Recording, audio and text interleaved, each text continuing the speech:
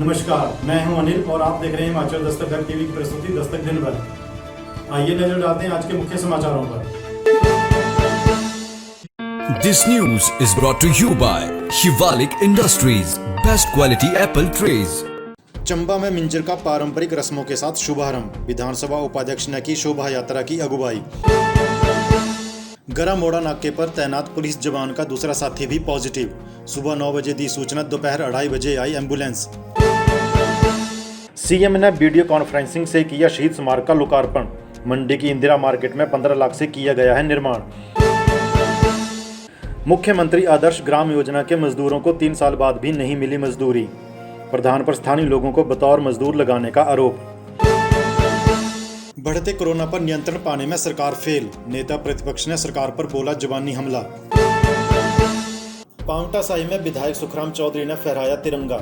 करगिल विजय दिवस पर वीर नारियों को किया सम्मानित। लाडली संस्था ने शहीद कैप्टन विक्रम बत्रा को दी श्रद्धांजलि। करगिल विजय दिवस पर शहीद जवानों को किया याद। लोहगढ़ के जंगल से खैर के नग लेकर भागने वाले दबोचे। वन विभाग के कर्मचारियों ने किए पुलिस के हवाले। और अब समाचार विस्तार से। पारंपरिक रस्मों के साथ रविवार को मिंजर का शुभारंभ हो गया। विधानसभा उपाध्यक्ष हंसराज की अगुवाई में नगर परिषद परिसर से शोभा यात्रा निकली। इसमें चंबा के विधायक पवन नैयर सहित कई गणमान्य मौजूद रहे। कोविड-19 की एहतियात के साथ पूरी हुई शुभारंभ की रस्मों में लक्ष्मी नारायण, भगवान रघुवीर व अन्य मंदिरों में मिंजर अर्पित की गई, जिसमें परंपरा के अनुसार मिर्जा परिवार के एजाज मिर्जा भी शामिल हुए। शोभा यात्रा ऐतिहासिक चौगान में ध्वजारोहण के साथ संपन्न हुई। इस मौके पर कुंजड़ी मल्हार गायन भी प्रस्तुत किया गया। नगर परिषद द्वारा विधानसभा उपाध्यक्ष समेत अन्य को मिंजर भेंट की गई, जबकि एजाज मिर्जा को भी सम्मानित किया गया। है कि इस बार कोरोना महामारी के कारण सोशल डिस्टेंसिंग और लोगों की जानों को महत्व रखते हुए हमें जो है ये बड़ी सादगी और शालीनता के साथ मनाना पड़ा है, लेकिन फिर भी हमने सारी रस्में जो है वो निभाई हैं। मिर्जा परिवार हमारा चिरातन जब से ये मिंजरें चली हुई हैं तब से इस फंक्शन के साथ जुड़े हैं। इस परिवार ने बहुत कंट्रीब्यूट किया है इस पूरे मेले में, और इस मिंजर का महत्व जो है वो इनके साथ भी जुड़ा हुआ है। अंतर्राष्ट्रीय मिंजर मेले के अवसर पर मैं सभी प्रदेशवासियों को हार्दिक बधाई और शुभकामनाएं देता हूं। मिंजर का मेला बहुत ऐतिहासिक मेला है, हमारी संस्कृति को मजबूत करता है और पिछले लगभग 700 वर्षों से इस मेले को बहुत श्रद्धा के साथ मनाया जाता है। और इस मेले के माध्यम से हिमाचल प्रदेश में संस्कृति को मजबूत करने की दृष्टि से और पर्यटकों का आने की दृष्टि से एक बहुत बड़ा योगदान रहता है। अब की बार यह मिंजर का मेला 26 जुलाई से 3 अगस्त तक मनाया जाएगा।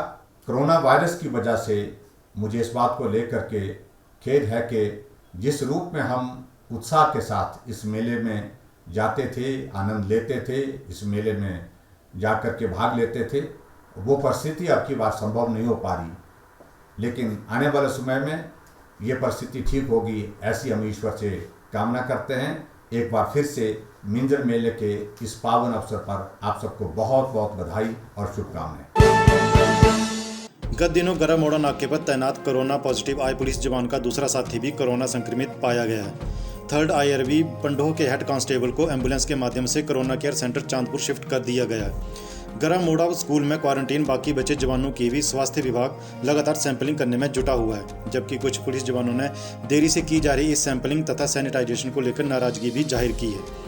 उधर स्वास्थ्य विभाग को कोरोना पॉजिटिव जवान की सूचना सुबह 9 बजे दे दी गई और जवान सुबह से एम्बुलेंस का इंतजार करता रहा, लेकिन 50 किलोमीटर सफर के बाद एम्बुलेंस करीब 2:30 बजे जवान को लेने पहुंची तो संक्रमित जवान के साथ रह रहे अन्य जवानों को भी गरा मोड़ा क्वारंटीन सेंटर से अन्यत्र जगह के लिए शिफ्ट कर दिया गया। मुख्यमंत्री जयराम ठाकुर ने करगिल विजय दिवस के अवसर पर रविवार को मंडी में आयोजित कार्यक्रम में शिमला से वीडियो कॉन्फ्रेंसिंग के माध्यम से हिस्सा लिया। इस अवसर पर मुख्यमंत्री ने मंडी की इंदिरा मार्केट में 15 लाख रुपए की लागत से निर्मित शहीद स्मारक का लोकार्पण किया। ये शहीद स्मारक 1962, 1965, 1971 और 1999 में करगिल शहीदों को समर्पित किया गया है। इस युद्ध स्मारक पर सभी शहीदों के नाम अंकित हैं। मुख्यमंत्री ने कहा कि इस शहीद स्मारक के चरण 2 का कार्य भी जल्द ही शुरू किया जाएगा। जयराम ठाकुर ने करगिल विजय दिवस के अवसर पर शहीदों को श्रद्धांजलि अर्पित करते हुए कहा कि ये दिन उन शहीदों के प्रति समर्पित है जिन्होंने देश की रक्षा के लिए अपना सर्वोच्च बलिदान दिया है। ग्राम पंचायत बघेला में मुख्यमंत्री आदर्श ग्राम योजना के तहत वर्ष 2016-17 में 10 लाख रुपए की राशि स्वीकृत हुई थी, जिसमें 2 लाख रुपए गली चली के निर्माण कार्य के लिए स्वीकृत हुए थे। लोगों ने ग्राम पंचायत प्रधान पर आरोप लगाया कि इस कार्य को करने के लिए स्थानीय लोगों को बतौर मजदूर लगाया गया था। इसमें इन लोगों ने अपने 25 से अधिक दिन लगाए थे। इन लोगों का कहना है कि हमने सुबह 9 बजे से साढ़े 7 बजे तक इसमें कार्य किया है और अब इतना समय बीत जाने के बाद भी इसकी मजदूरी नहीं मिली है। यहाँ तक कि मजदूरों ने लेबर कोर्ट में भी ये मामला दिया था, लेकिन अभी तक कोई भी कार्रवाई नहीं हुई है। गांव बघेला के लोगों का कहना है कि जिनके घरों के पास ये गली चली का कार्य लगा था, वह इतना समय बीत जाने के बाद भी कार्य पूरा नहीं हुआ है। इन्होंने कहा कि इस बारे में हमने विभाग को भी अवगत करवाया, लेकिन कोई असर नहीं हुआ। हम गरीब परिवार से हैं, हमारी मजदूरी हमें दी जाए। 3 साल से लोगों के घर के पास खुदाई करके रखी और पानी भी अंदर जा रहा है, जिससे लोगों को काफ़ी परेशानी हो रही है। यदि हमें ये मजदूरी अब भी नहीं मिलती है तो हम शीघ्र ही कोई अन्य बड़ा कदम उठाएंगे। इस बारे में ग्राम पंचायत प्रधान का कहना है कि 2 लाख में से अभी तक 1,60,000 का कार्य हो चुका है और कुछ कार्य अभी अधूरा है। जैसे ही अगले मास्टर रोल में काम करेंगे, इनका बाकी का पैसा भी दे दिया जाएगा। दिन का तो शॉप में खबर कितने दिन है तो मैं क्यों मैंने पढ़ा नहीं ना, आज इसमें लगी शॉप में लगी आज तो पैसा हमारे को कोई नहीं मिला।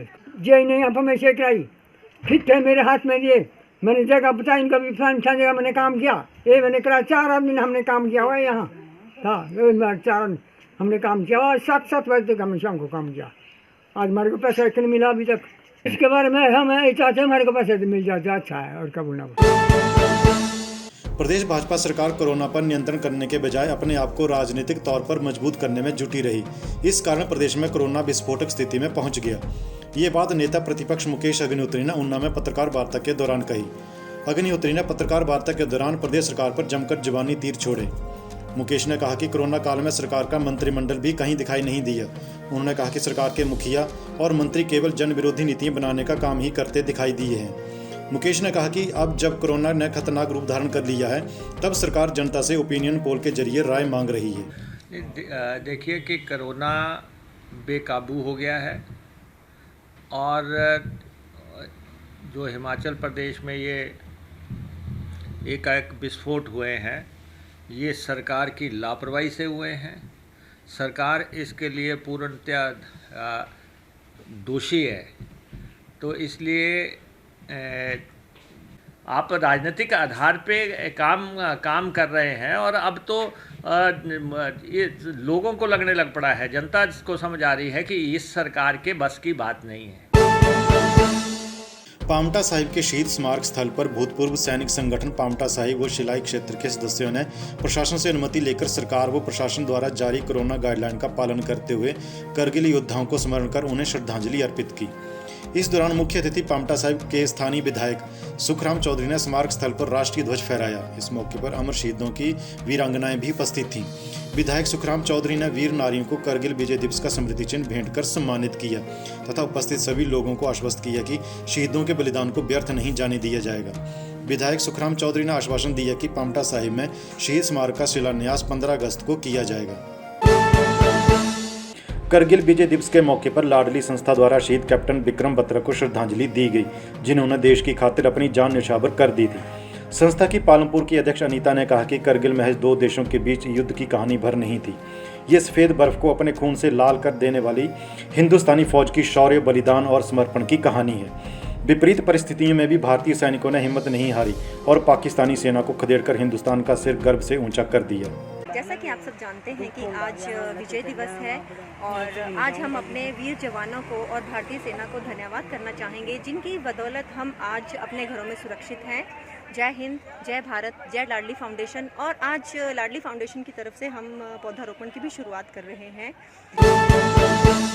पांवटा साहिब के माजरा थाना के अंतर्गत लोहगढ़ के जंगल में देर रात वन विभाग के कर्मचारियों ने गश्त के दौरान 2 लोगों को पकड़ा। ये लोग खैर के नग उठाकर भागने की फिराक में थे। इनमें से एक की पहचान तासिम जबकि दूसरे की पहचान तसीम निवासी गांव नगली जिला हरियाणा के रूप में हुई है।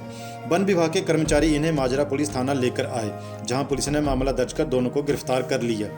रविवार सुबह पांवटा के डीएसपी वीर बहादुर पुलिस टीम और वन विभाग के साथ मौके पर पहुंचे तो उन्होंने पाया कि जंगल में खैर के हरे 8 पेड़ काटे गए हैं। वो मौके से खैर के 5 नग भी मिले हैं। जांच के दौरान काटी गई खैर की लकड़ी का बाजारी मूल्य 1,82,635 रुपये आंका गया है। डीएसपी ने कहा कि इस मामले में अभी और भी गिरफ्तारी होगी।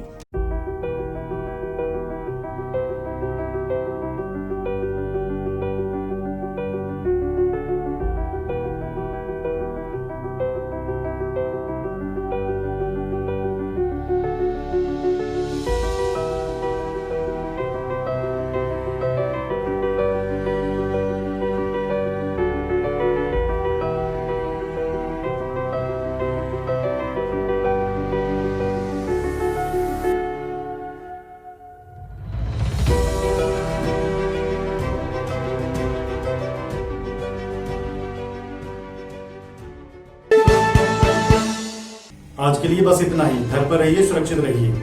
शुभ रात्रि।